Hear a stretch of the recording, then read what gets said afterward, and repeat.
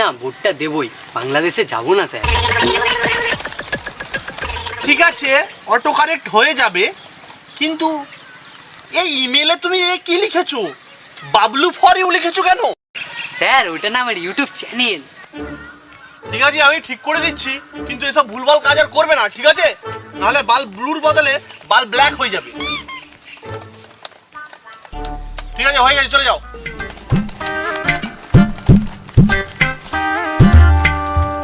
Sir, ও sir, তলি পায়ে নমস্কার।